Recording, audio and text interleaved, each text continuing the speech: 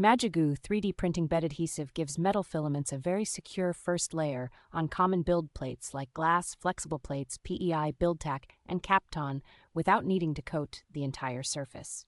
It is tuned specifically for stainless steel-based filaments such as Ultrafuse 316L and 17-4pH, so parts stay flat instead of curling at the edges during long jobs. Once the build plate cools, prints usually release with minimal effort, which greatly reduces the risk of bending apart or damaging the surface when you remove it. The adhesive film cleans off easily with water when used correctly, so you can reset the bed quickly without harsh chemicals or scraping.